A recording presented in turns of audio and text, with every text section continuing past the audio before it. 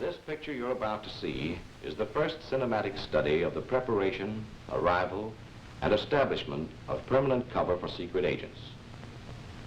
We are fortunate in having with us for this occasion Colonel Robinson, Chief of Schools and Training. Colonel, before we start the picture, perhaps you wouldn't mind saying a few words. All right, Lieutenant. I will make this short because I know that you are all just as anxious to see this movie as I am. I wish that it were possible for me to meet all of you men personally. But since it isn't, I'll take this opportunity to say hello and to tell you that I'm glad you're with us. Many of you are going to desks in this country or to assignments in neutral countries where you may not be faced with the problems portrayed in this film. But if this brings you just a little closer to those men who are going into the hottest spots, I hope that it will help you to do a better job. This picture does not presume to give you all of the answers, of course. I do think, however, that it will provide a foundation on which to do your own building. For after all, no war service provides a greater scope for individual initiative and imagination than this job for which you have volunteered. All right, Lieutenant, take it away. Thank you, Colonel. Okay, Al, let her go.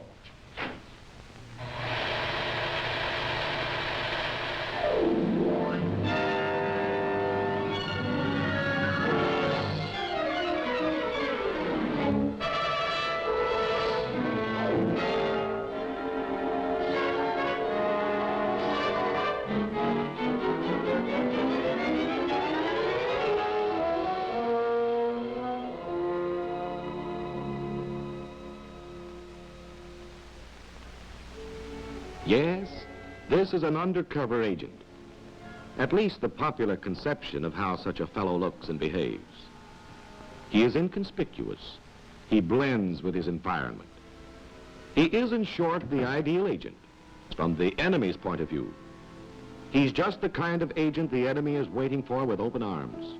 And for that reason, just the kind of agent you aren't going to be.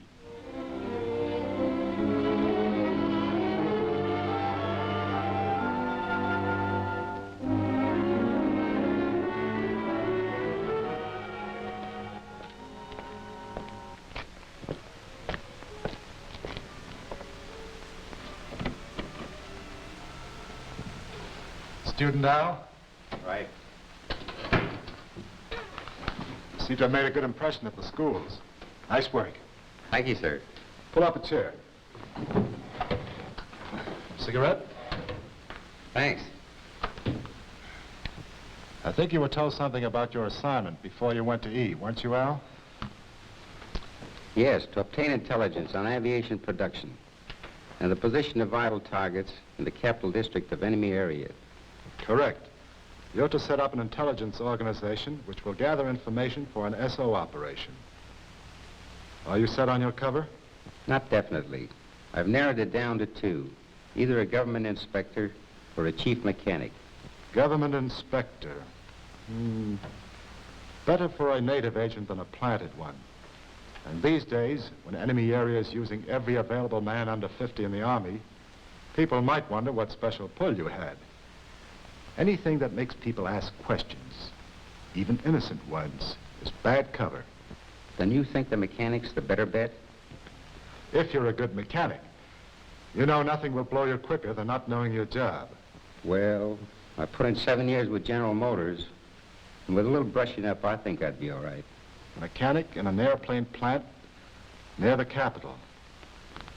That might be the ticket.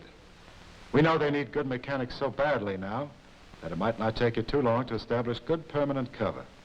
Now, if I could get a job on the night shift, I'd have plenty of time to devote to my hobby during the day.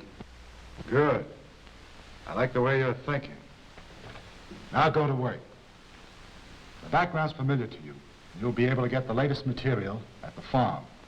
The most recent laws and local restrictions, even the latest slang our intelligence has picked up. Fine. I've already made up a list of things to check off. Good. If there's anything you don't get that you think you need, the door's always open. And by the way, I'll get right to work on those financial details for you. Hope to have that insurance for your family pushed through before you leave. That's very kind of you. No, it's not kind. It's my job to do everything I can to help you think about nothing but your job. Well, I'll let you know when I'm ready. Right.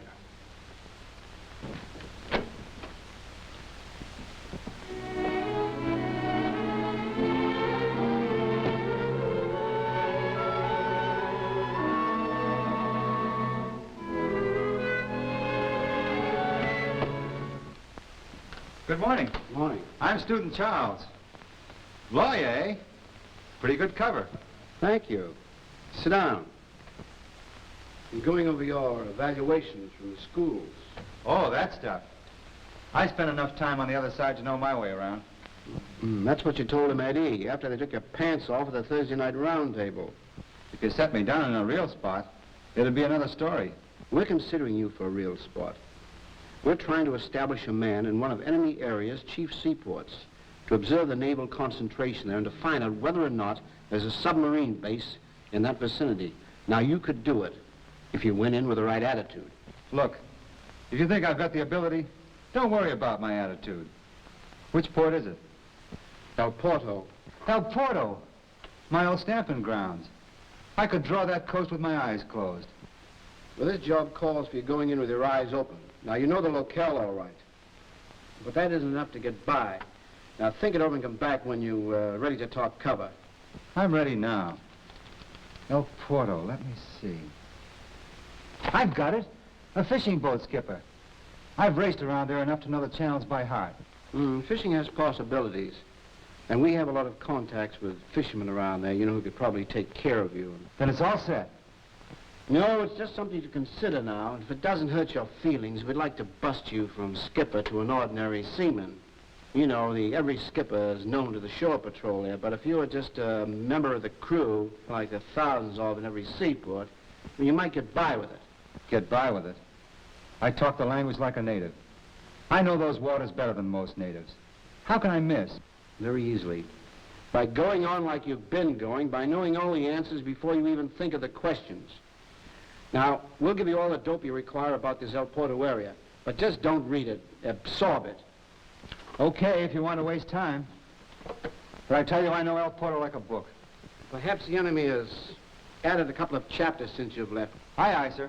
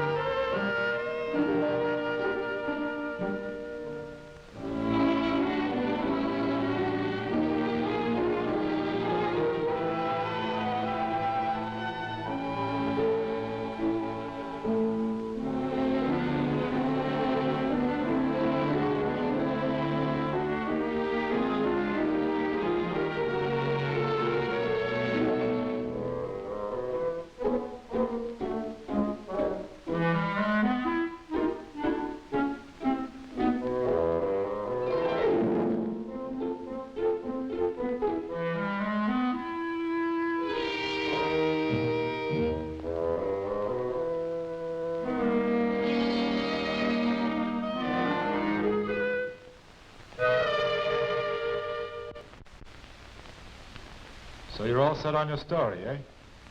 Well, I'd like to try it out on you. All right. Shoot. Let's see how closely it conforms to your own life. And don't forget, I'll be watching for errors as closely as an enemy police officer. Here it is. My name is Albert Horn. Both my parents were born in enemy area, and I lived in Detroit for 5 years when I was born there in 1903. I was in Detroit until 1913 when my mother died, and I was sent back to live with my aunt and uncle in the capital of enemy area. I graduated from the gymnasium in 1920 and went to work in my uncle's bicycle shop. In 1924, I went back to Detroit and worked as an apprentice in the Ford plant. In 1926, I transferred to General Motors, where I worked as a machinist until 1931. From 1931, I was on relief until 1936, when I went back to my old job at General Motors. Just before my home country went into the war, I felt it was my duty to return there and serve in any way I could. Arriving here on the U.S. tourist passport, I volunteered with the engineers. And then, after a year and 3 months in the Army, I'm discharged with a bad back. Ever had a bad back? No, but I thought I could fake it. Never say anything you can't prove. Why not make it sciatica? That's one ailment the best doctor in the world can't prove you haven't got. Okay, sciatica. I convalesced for a short time in the country at a friend's house. That will be the farmhouse you're taken to by the reception committee. And then when I'm directed to find employment in an aircraft factory because of my technical experience, I come to the capital and make arrangements for an interview with the superintendent of the Falcon plant. Sounds all right, Al. That story ought to stand up.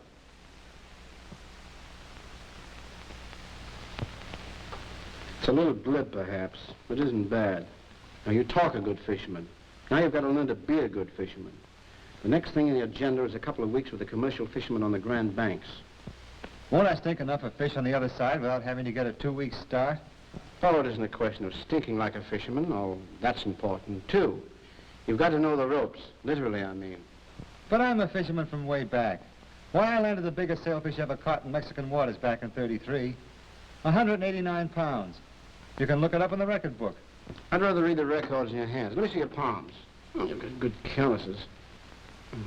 I think a couple of weeks of salt water and hard work will really get you in shape. But I've got to have some relaxation. After all, I'm not going abroad for my health. And it's my neck. Now, that's where you're wrong. Once you join our team, it isn't a question of your own neck anymore. Those brains of yours are a vital connection point in our system of intelligence. When one fuse is blown, the lights go out all over the house. So, we're just as interested in safeguarding that neck of yours as you are.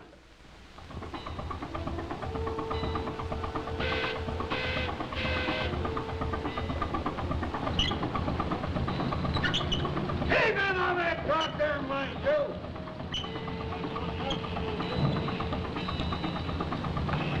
Come on, cover up. Whether you're checked before you leave or on the other side, the principle is always the same. The most unimportant detail may be the most important. When you get your hair cut, be sure it's enemy area style. The hands must look as if they've done the work. Every scar must conform with your cover story. Clothes may not necessarily make the agent, but they surely break the agent if they aren't checked and rechecked. That's an enemy area cut, all right, but it's too expensive for a mechanic. Well, that's the type of coat you would wear, but there aren't any left. That's right. The Army got all the heavy coats in the last winter drive. How about that one? I think this raincoat would be better. Every piece of clothing is examined for the right labels, the right laundry marks, the proper amount of wear and tear. Every toilet article examined minutely. How about this razor?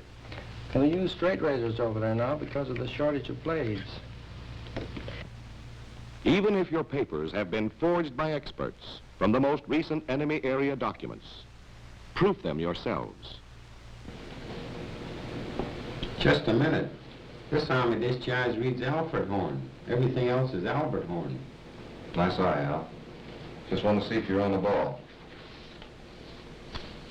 You don't have to worry about the rest of those papers. Even the texture and watermarks have been duplicated.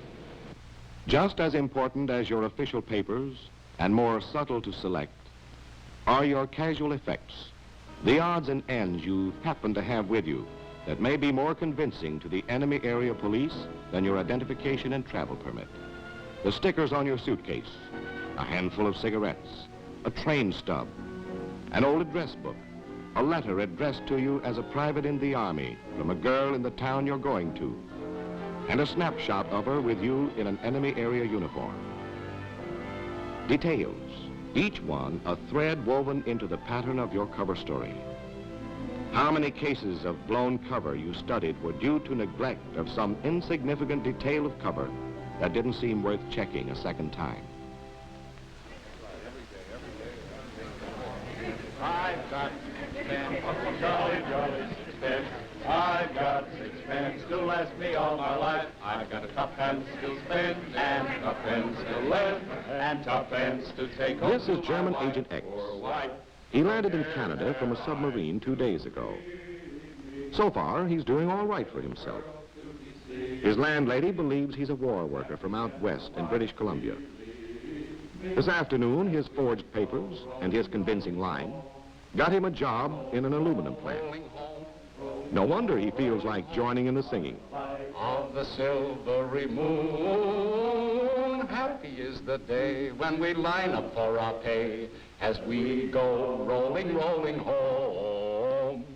Say, that's not bad. Come on over and join us, will you? Thanks. Don't mind if I do. I got 4 pence, jolly, jolly 4 pence. I've got 4 pence to last me all my life. I've got 2 pence to spend and 2 pence to lend, and no pence to send home to my wife, a poor wife. No cares have. That's very funny. That's all I have another beer. Thanks, but it's getting late. I'd better be going. Oh, don't be a killjoy. We're just beginning to wet our whistles. I'd like to have another drink with you boys, but I gotta be on the job at the crack of dawn. Good night, fellas. Oh, we'll see you again. So long. What's the damage? That'll be $1.80, sir. That's easy. Keep the change. Thanks. Come again. Righto. Hey, will you look at this? What do you got there, Peg? One of those old bills the government called in before the war. Gee, I haven't seen one of these big fellas in a long time. Now, where the devil do you suppose he got this? Yes, Agent X was doing all right for himself until he passed an obsolete bill, 1/3 larger than the present issue.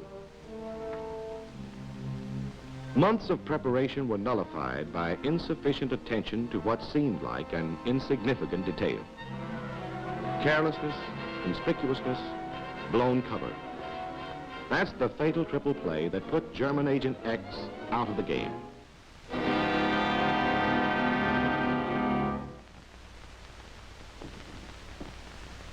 Agent Y was a smooth operator, a Spanish phalangist who had turned in a good job for the Nazis in Mexico before moving on to Los Angeles to incite Mexican youths against other Americans and recruit the keenest of them into an espionage organization. He has not been in Los Angeles long, but long enough to win friends and influence zoot suitors. Come on, kids. I got paid today. Have another shot. Brother, this tequila is murder. What the hell? The Army's getting you next week anyway. What have you got to lose? Just a stomach, that's all. Oye, muchacho. Ándale, another round.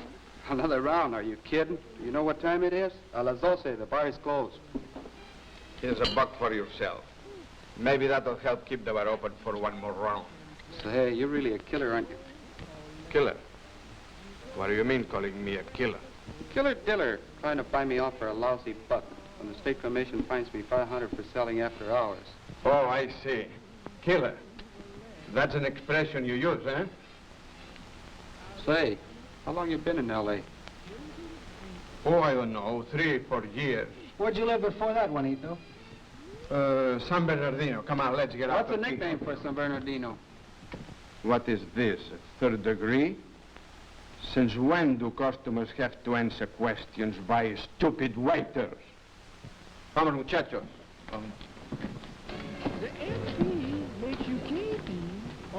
Everyone who lives there knows the nickname of San Bernardino, brother. San Bernardino. And anybody that never heard of a killer diller. The waiter was anti-phalangist and anti-Nazi. From that moment on, he kept his eyes on Senior Y. he began to notice other idiomatic slips. When his suspicions were passed over to the authorities, they were quickly confirmed. And the enemy lost a clever agent, but not quite clever enough to remember that even details of slang are a necessary part of his cover equipment. What firm did you say you worked for in Copenhagen? Helsingford Dairy Company. And what is your exact position with this company? I'm the assistant foreign branch manager in Germany. British Agent Z has made repeated trips to Germany under convincing commercial cover. Even when he was picked up for making a somewhat suspicious call to Copenhagen, his story was unshaken. And the way he was presenting it was even beginning to influence the expert interrogators of the SS. Christian Dairies Incorporated. And what is the address of this company in Copenhagen? Gentlemen, I'd be very glad to answer your questions all day. But I have a good many business details to complete before leaving your city, and I'm quite sure you have many more important things to do. One moment, please. We are not interested in persecuting Danes. Security police is not an organization of persecution. It is an organization that protects you against the enemies of the state. If you are guilty, you will not escape us. If you are who you say you are, you have nothing to fear from us. Then I have your permission to leave? Yes, you may go. Thank you. Pardon me, Captain.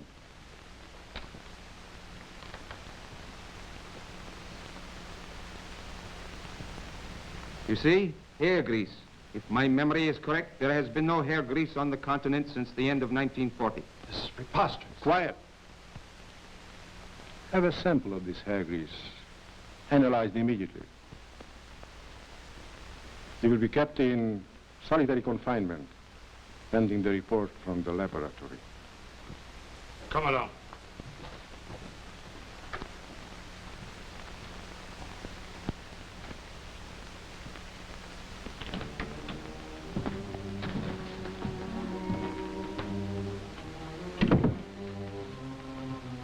So you have not been in England since 1938, eh? Then how do you account for the fact that this hair grease is a British product which has been applied? A first-rate cover story, and an excellent man, destroyed by a few drops of hairdressing, thoughtlessly rubbed into his hair during his last trip to England a few days before. Months of training, final weeks of thorough briefing, and our agents are ready for the second leg of their journey, on to base country. Charles in a heavy bomber under temporary military cover, while Al crosses as a private on a common transport. In a fashionable apartment in a base country capital, Al locates his desk. You seem pretty well prepared on the whole. We'll have a final briefing as soon as you lose your sea legs. Thank you. We picked up some of the latest changes in enemy area regulations that may alter your documentation a little. I wish they'd quit making new regulations every day. I'd sleep better. Well, from their point of view, they think they're being very clever. If they keep changing the rules every 5 minutes, a newcomer can't stay hidden very long, theoretically. But we found that by keeping our eyes open and using our heads, we can beat that game. For instance, don't go into a strange bar and order the first thing that pops into your head. Your favorite poison may be on the verboten list that day. Look around and see what the others are drinking. Then if you're stuck, appear undecided so long that the waiter will suggest something for you. Mm-hmm. Just remember, this is no suicide mission. It's a 24-hour-a-day job with the odds all in your favor. And to make sure of that, I always tell my men to take out life insurance. I think that's been taken care of back in the... No, I mean your own personal life insurance. By leaving open some avenue of escape in case things get too hot for you. Study your means of exfiltration just as carefully as infiltration. I've known men who were expert drivers in first, second, and high, but but who never knew how to go into reverse. Don't worry. I'm not the hero type. Good. But just how do you go about leaving this avenue of escape? Well, in the first place, have a cover story ready for that emergency exit. As soon as possible, hide a cache of money somewhere. And when you start building your organization, keep contacts whose only function is to help your getaway. In other words, when I buy this ticket to enemy area, you want me to make sure it's a round-trip ticket. In another base country, Charles is concentrating on last-minute details of his infiltration into enemy area.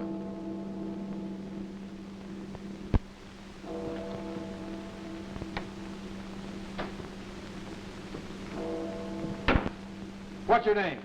Sanford. Sanford. It's a good thing I'm just your base country desk, not an enemy area plainclothesman. From now on, your name's Charles Santos. The next time you give your right name, you may find your interrogator just a little less cooperative. Christ, this is a hell of a way. Listen, there's less chance of having your sleep interrupted later on if you get to know your new name better than your old. Oh, it's practically second nature with me now. It's just that Tomorrow, you'd better concentrate on nothing but that name. Drink it. Eat it. Walk around with it until you know it well enough to come up with it out of a sound sleep. Okay, okay.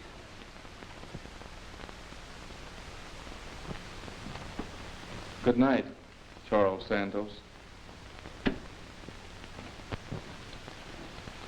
Now, there are 3 or 4 different ways we can send agents into enemy area.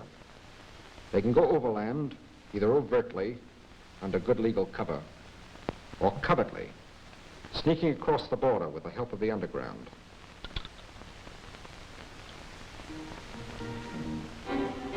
An agent traveling overtly would have to pass as a national from a neutral country under some sort of commercial cover. When you're crossing a border this way, you should not only act as if you have nothing to hide, you should actually have nothing to hide. Don't bring compromising materials or messages through these controls. They can be sent to you more safely by other methods once you are established in enemy area. If you're crossing the border covertly, as thousands are doing in Europe these days, don't carry a map with you. It's unhealthy, unless you carry it in your own head. Memorize the principal landmarks and the basic topography of the area you're entering until you can make your own model of the country on the sand table. If a guide is necessary, be sure you check his reliability. Members of the underground are your best bet. Professionals who charge you exorbitant prices are loyal to only one cause, money. And the enemy may be just as bright as yours. Borders breed double agents who charge you $1,000 to lead you over the border, and being eminently fair, charge the enemy an equal amount to lead them to you.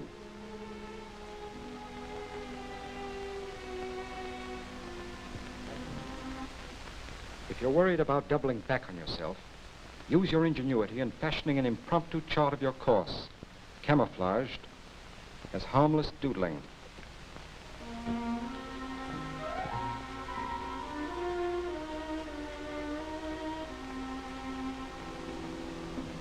After you've crossed the frontier, don't get overconfident about those border controls. You're in a 24-hour-a-day battle of wits, and the enemy has secret weapons of his own. Keep moving across country by a circuitous route. For the border isn't a black thread across the map. It's a strip at least 15 miles wide, infested with collaborationists, counter-espionage agents, and special police. Human landmines hidden among the native population to blast your cover. And finally, when you reach a town far enough inland, don't enter it from the border side. Circle around it and enter it from the other side, as if you were coming from the interior. But as I understood it, I was going in by plane. Yes. In your case, it will be safer and faster to drop you by parachute. But we like our men to have a good working knowledge of other methods of penetration. How about these plane landings I've heard of? Naturally, when we have a field that we can land on safely without being discovered, it's more efficient. We can pick up an outgoing agent at the same time, for instance. But the only place we can land on safely now is guerrilla territory. How low is this plane going to be when I jump? Maybe it would be a good idea for you to sit down with a pilot who's going to fly you in. He'll give you the dope on just how it's going to be.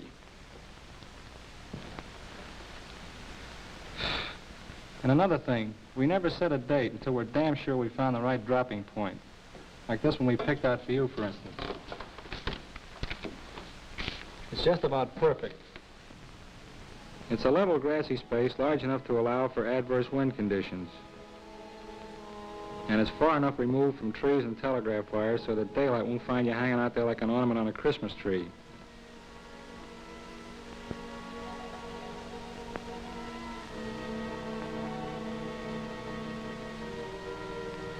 It's 15 miles to the nearest anti-aircraft setup, and my buddies will create a little diversion over there to keep their minds off us until we've set you down. There's a river running closely that I can follow practically all the way in, and a couple of little lakes on the other side that make pretty good landmarks to help me spot the place in the moonlight. About a mile away from the dropping point, there's a safe house, owned by a peasant working with us. The liaison chief will be there waiting for you.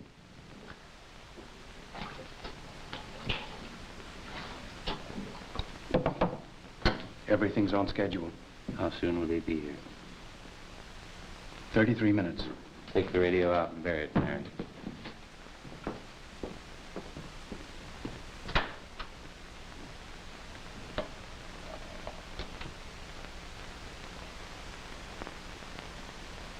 The container being dropped with Al is bulky evidence of Al's arrival, unless it can be buried deep enough and fast enough. For empty containers, buried instantly, tell no tales.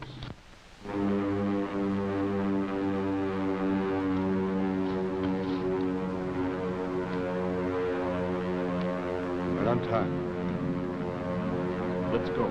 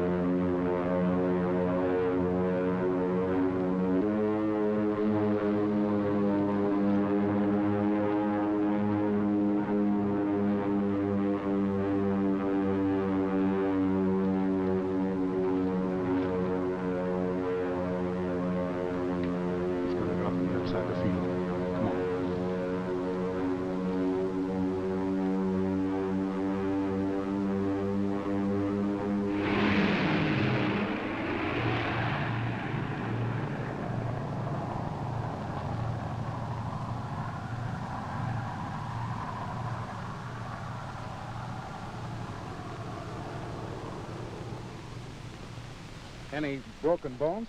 No, I think I made it all in one piece. Our friend's farm is up the hill there, just about a mile. Yeah. I'll show you the way. What about my gear? Don't worry, the boys will take care of it. Fine, let's go.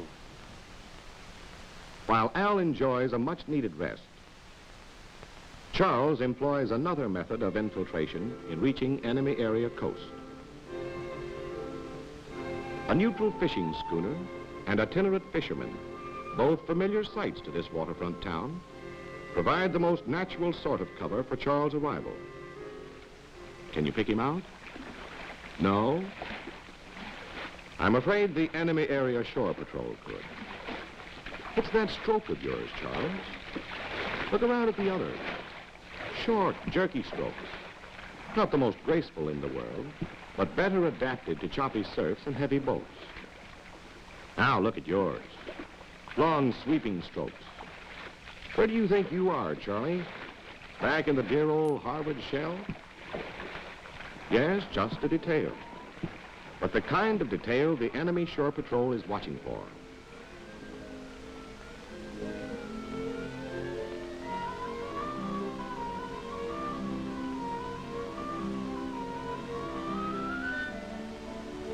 Wait a minute there, Charles. How about that knot Don't tell me you've forgotten the fishermen here have their own particular method of tying up a boat. Keep your eyes open and your mind open, Charles. Otherwise, you're liable to tie that knot around your own neck. As soon as curfew is lifted, Al hits the road to the nearest railway terminal. Ask him where he is coming from, and he'd say, from the farm where I was convalescing after I was evacuated from the bombed city of Coburg. And where was he going? To Enemy Town to visit my fiancée and try to get a part-time job until I'm strong enough to get into a war plant.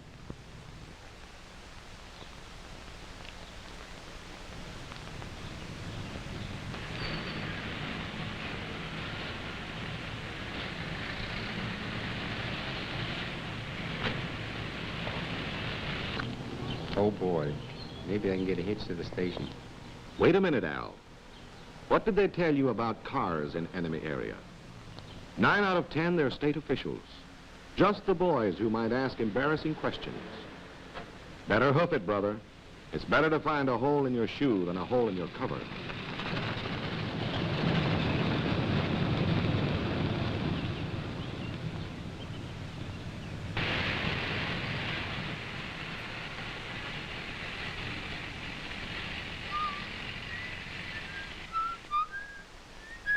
That's right, whistle. Be as natural as you can. But just a second. What's that you're whistling? Wait till the sun shines, Nellie? That's better. A Viennese waltz. They weren't kidding when they told you at the schools that this was a 24-hour-a-day job. Even what you whistle has to conform to cover.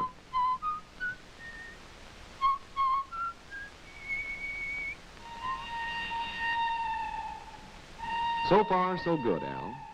You're not taking the bus because the police are watching the buses pretty carefully these days.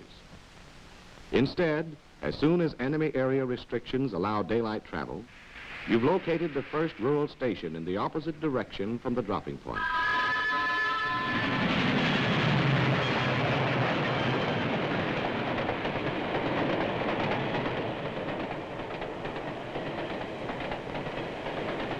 Travel permits. Let's see your travel permits.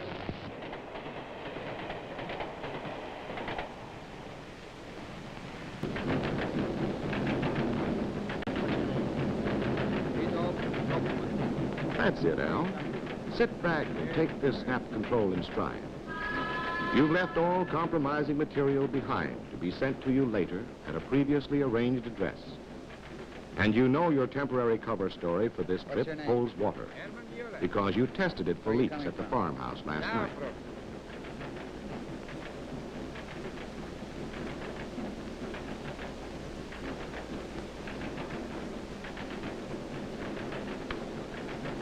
What's your name? Albert Horn. Where are you coming from? The farm near Coburg. A farm, huh? You don't look like a farmer. I'm not. I was evacuated after being bombed out of a hospital in Coburg. Oh. Where are you headed? Enemy Town. Sorry to ask you so many questions, but an unidentified plane flew over the neighborhood last night and we can't take any chances. Why are you going to Enemy Town? I can show you.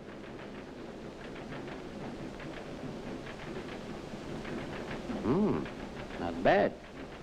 My fiancée. I wouldn't mind going to Enemy Town for that myself. Oh, it's my patriotic duty. Patriotic duty, huh? I wish all our patriotic duties could be so pleasant.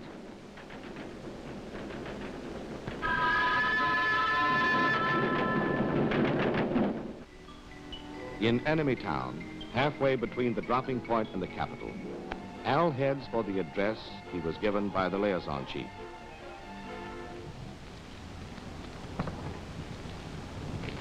Mr. Durant? Yes? Someone told me you were looking for an assistant. An assistant? I could use an assistant. How much experience have you had? I was a mechanic in the Army, 2 years in the tank corps. Good. I've been looking for a man with your kind of training. Then I'm your man. Got your work clothes with you? Right here in my bag. Good. Come on inside and I'll start you right to work. Thank you, sir.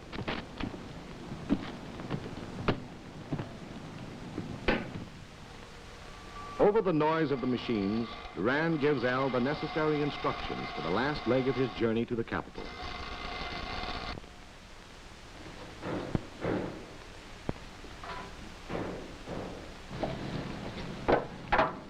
No, not like that. You're throwing away too much. Nowadays, they take 4/5 of our catch. So we use this for chowder. The foreman sees you throwing this away, and they wonder where you were when he warned you about it 4 weeks ago. Oh, I'll just tell him I was out of town that day for my old lady's funeral.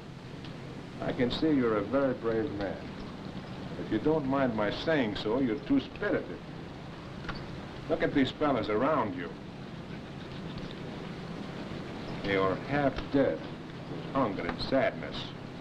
They must work twice as hard for half as much.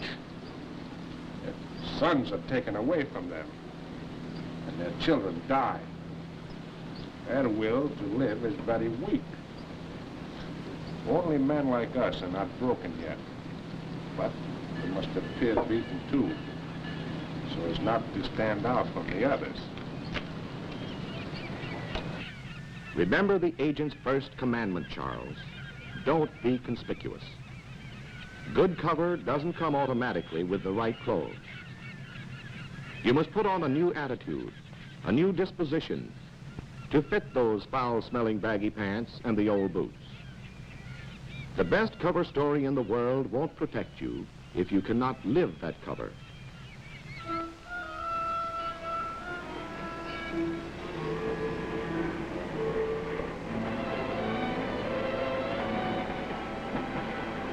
Now that Al has stayed with his friend in enemy town long enough to build up his recent past, he's ready to establish himself in the capital of the enemy area.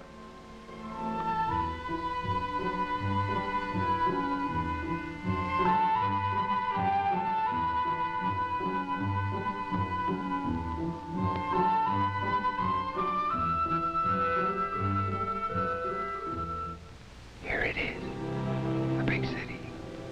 Where do I go from here? Geez, I better look like I know where I'm going. Provisional quarters. What did they tell me about this back at the schools? Provisional quarters.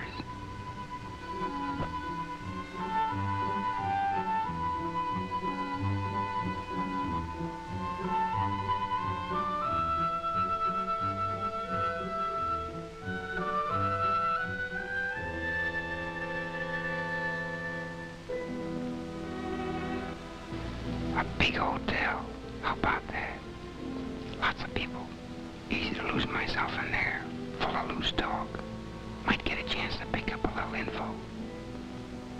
But remember what we told you, Al. That's why informers like them, too.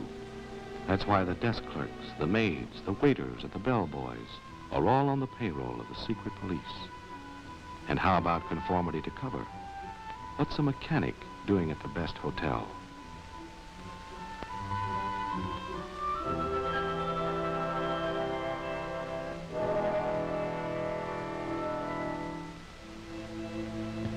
A paying guest with a family. That's a possibility. The sort of thing a fellow like me might look for after being laid up. And if the family turned out to be sympathetic. Boarding with a family is a good idea, if you know the family. If they're overly suspicious, it's too easy for them to keep tabs on you. And if they're overly friendly, they might restrict your movements too much. No, better keep on going, Al. But keep it in mind when you're ready for permanent quarters. A lodging house. That's the sort of place a mechanic might go. And there's too many of them in town for the cops to check them all. I want you to recognize the fact I'm running a respectable house right now. The nerve of him bringing that hussy right upstairs. Forget that talkative landlady, Al. She'll be watching you like a hawk. No matter how discreet you are, she'll find something to talk about. I run a respectable household, that's what I do. Well, of course. Anything like that going on. The very idea. I gave him a piece of my mind, I did.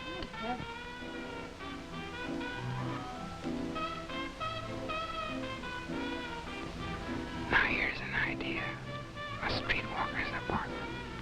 The most natural thing in the world. No register, no questions asked.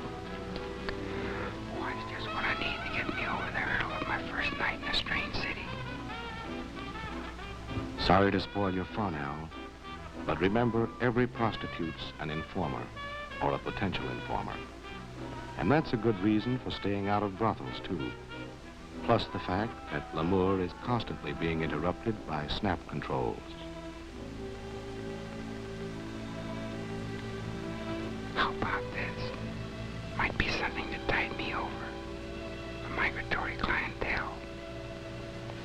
Sailors coming and going at all hours. Would give me lots of freedom of movement. But the merchant marine's a breeding ground of political resistance, attracting agent provocateurs and snap controls. And again, conformity to cover. Would a respectable craftsman pick a dive like this?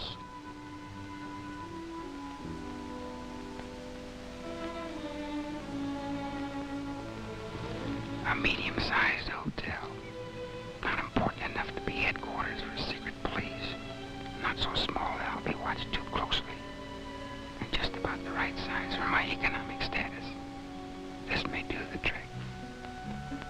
You can't find perfect security anywhere in town, Al. But this is probably your safest bet for the first few days. So you might as well go in and get some shut-eye. Meanwhile, we'll take a swing over to the coast and see how old friend Charles is getting along. Charles was supposed to spend 2 or 3 weeks in the fishing village where he landed, building up his recent past, before working his way up the coast toward El Porto. But 2 or 3 weeks to the average agent is just 2 or 3 days to Charles. After all, he's a fast worker. How about letting me walk you home after work? Some other time, maybe. When my boyfriend gets shipped out again. He's over there now. In the corner.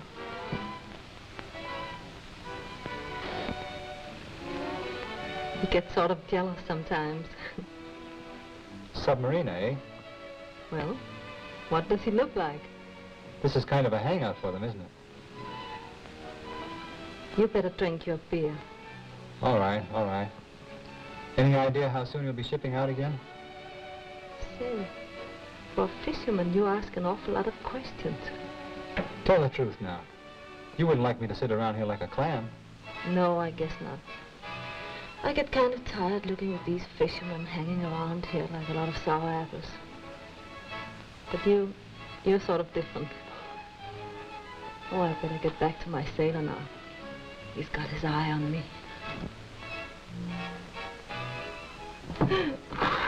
That's all right. You keep the change.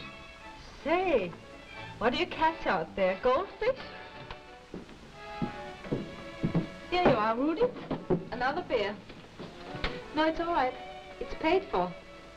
Out of that tip that fisherman left me. Tip, eh? What's a fisherman doing throwing his money around? Probably another one of those black market bugs. Oh, I don't know. He seemed honest enough. He really is an interesting fellow. Interesting? You must have drunk too much of your own beer. Why, all these stupid fishermen are the same. Not this one. He seems a lot smarter than the others. Well, he better not get smart with you.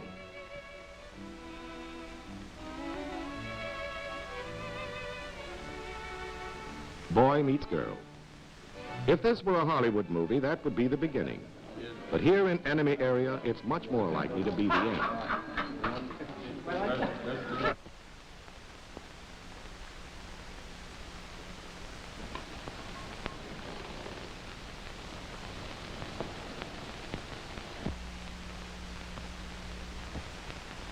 What's the matter, Al?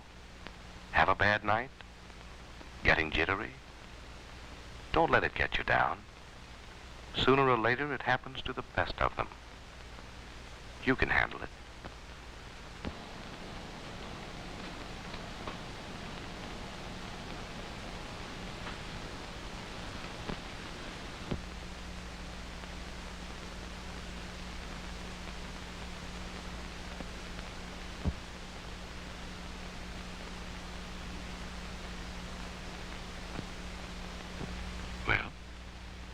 Why don't you start doing something about it?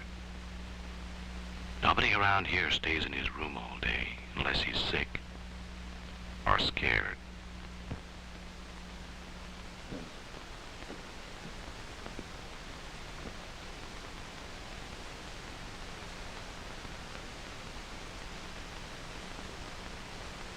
Looks okay.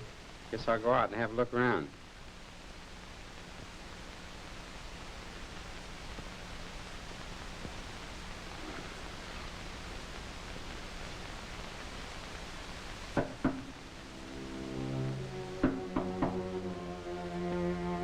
Go ahead, answer it. It's probably nothing but the maid. Keep her waiting, and you start talk. Come in. Good morning, sir. May I clean your room now? Oh, why, sure. I was just getting ready to go out. Oh, it was a little better last night, wasn't it, sir? But I hear they knocked out a ball bearing factory on the outskirts. Well, that's a shame. Yes, the way things are going, they'll need every man in the country now. Do you work here in town, sir? Well, I got a job at the Falcon plant. The Falcon plant? Why, that's where my cousin works. What department are you in? I mean, I've got an appointment for a job at the Falcon plant. Oh, good for you. I hear they're taking on a lot of men these days. See, it's quite a bus ride out there. I better be going. Well, good luck to you, sir. Thank you.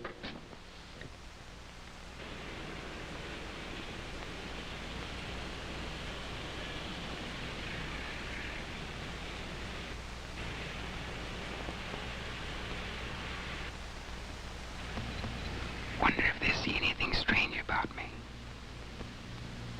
Jesus, a policeman.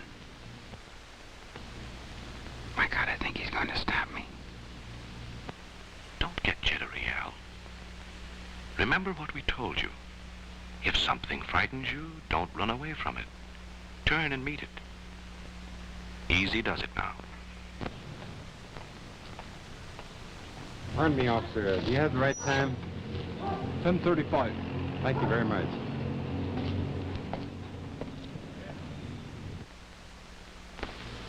Now, what's so hard about that? My first morning in town and a copy's out of my hand. Why, I'll be operating before I know it.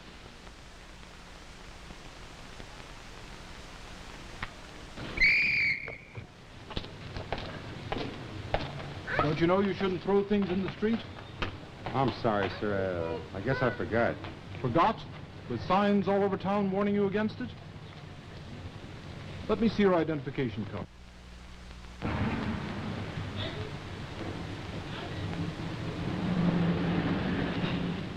Pick it up. In future, observe the regulations. Yes, sir.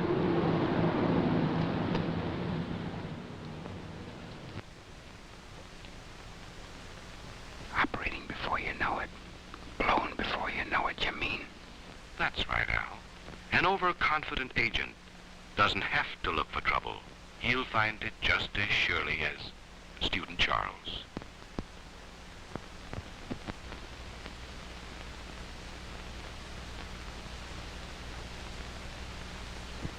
All set to make sensational disclosures. The goddamned idiot, what the hell's he trying to do? Show off? Al Porter's a pretty vital spot. He ought to have his brains examined. If he has any left after the enemy secret police get through with him.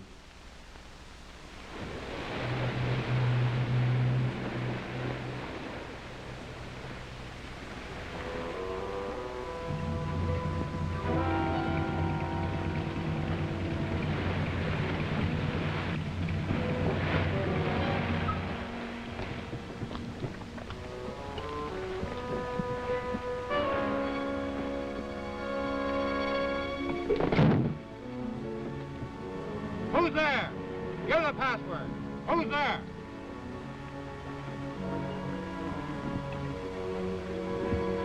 Halt!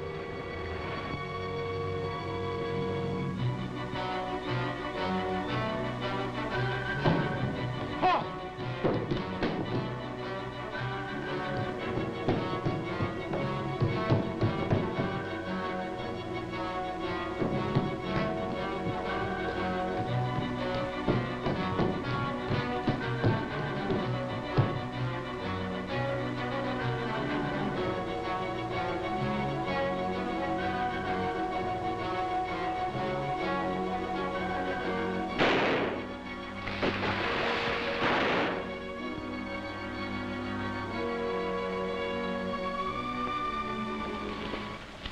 Let's see.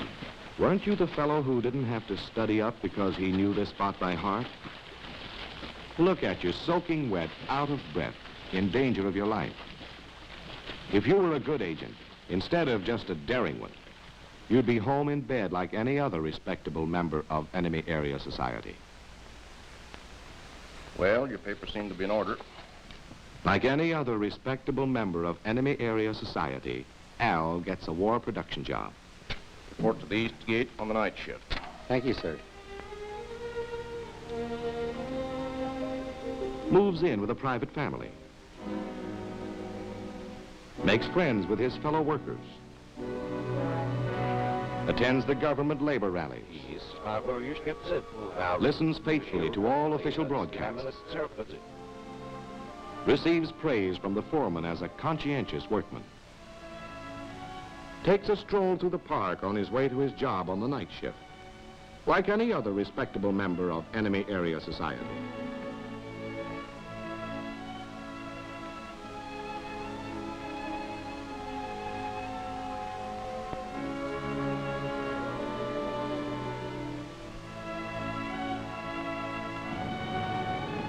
Mind if I look at your paper? Help yourself. Thanks.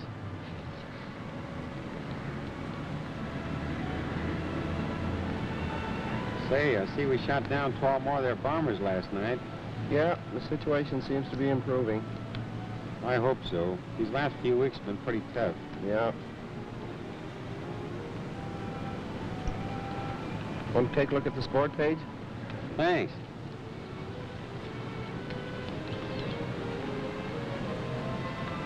Say, the champion's going to try to make a comeback after all. I thought he was all finished after they shot him down on the Eastern Front. Just a couple of enemy area citizens having a harmless conversation on a park bench. At least that's the way it looks to passers-by. But this casual conversation covers the first meeting between our agent and the cutout, who will carry his first message to the WT man to be radioed from enemy area.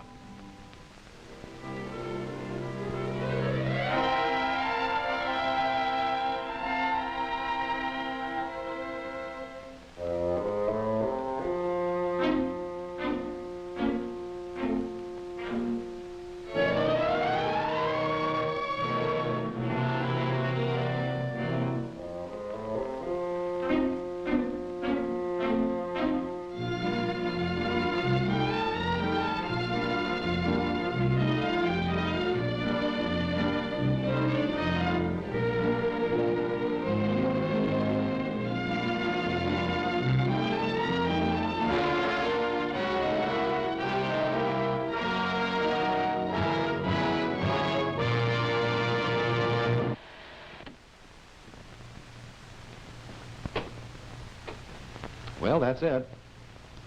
It may not make super agents out of any of you, but we thought it might stimulate some interesting discussion. Its main value, it seems to me, is in orienting you toward the type of work you will be doing. As Colonel Robinson has told you, it is not an attempt to teach specific techniques, but merely to present in a little more realistic form the basic concepts and general principles which apply to all undercover and semi-cover activities, even in neutral countries or in the Far East, where specific techniques would differ greatly from those portrayed here. Of course, very few of you will ever be given missions like the ones Al and Charlie had to tackle. Most of you will be recruiting, training, or handling agents, or performing those routine service jobs for OSS that seem to have so little connection with our agents in enemy-occupied territory. But every single job, from camp cook to jump master, is a part of the lifeline connecting the agent in the field with his home office. No matter how removed your job may seem, the degree of your conscientiousness in maintaining security can be the difference between success or failure in the field thousands of miles away. And if this picture has shortened the distance between you and the man at the end of the line, it is serving a valuable purpose. But regardless of where you fit into the picture, this film, despite its entertainment value, is really a textbook in disguise. And the value of any textbook is your ability to digest the material to where it is something not merely memorized, but actually transfused into your own thought processes. An analytic discussion of this picture will undoubtedly crystallize and develop many points that had to be skimmed over in a film as general as this. The first question that came to my mind, for instance, was whether the desk man was right in sending Charles to El Porto in the first place. He'd probably justify his decision by maintaining that Charlie's thorough knowledge of the area and his subjective motivation for the job outweighed his personal shortcomings. Or you might, in running this picture again, test yourself for observation of details. Did you notice, for instance, in the scene where Al was sweating it out in the hotel room that first morning in the capital, that he rubbed out in the ashtray a cigarette that had only been half smoked? Well, in a country where cigarettes have become a scarce and precious commodity, wouldn't this wastefulness make him conspicuous? Well, that gives you an idea of some of the things that you and your other instructors can kick around. And each time you see this picture, I think you will find it more instructive and more provocative. All right, now you've got the floor.